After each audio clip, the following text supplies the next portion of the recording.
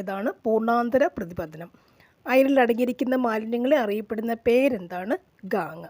പ്രതിധ്വനി കേൾക്കാൻ പ്രതിപതനവും സ്രോതസ്സും തമ്മിലുള്ള കുറഞ്ഞ അകലം താഴെപ്പറയുന്നവയിൽ ഏതാണ്? 17 മീറ്റർ. ഹൈഡ്രജൻ്റെ റേഡിയോ ആക്റ്റീവ് ഐസോട്ടോപ്പ് ഏതാണ്? ട്രിഷ്യം. താഴെപ്പറയുന്നവയിൽ ഭൗമഗ്രഹങ്ങളിൽ പെടാത്തത് ഏതാണ്? യുറാനസ്. സിമൻ്റ് നിർമ്മാണ വേളയിൽ സെറ്റിംഗ് സമയം നിയന്ത്രിക്കാൻ ചേർക്കുന്ന പദാർത്ഥം ഏതാണ്? ജിപ്സം. ഡിഗ്രി സെൽഷ്യസ് അതിൽ 35 ഡിഗ്രി സെൽഷ്യസിൽ സമാനമായി ഫാരൻഹീറ്റ് സ്കെയിലിലെ അളവ് എത്രയാണ്? താപനില എത്രയാണ്? 95 ഡിഗ്രി സെൽഷ്യസ്.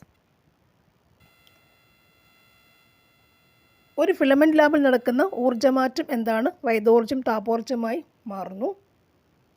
ശരീരകോശങ്ങൾക്ക് കേടുവരാതെ സൂക്ഷ്മാണുക്കളെ നിയന്ത്രിക്കുന്നതിന് സഹായിക്കുന്ന ഔഷധങ്ങളെ പറയുന്ന പേരെന്താണ്? ആൻറ്റിസെപ്റ്റിക്കുകൾ.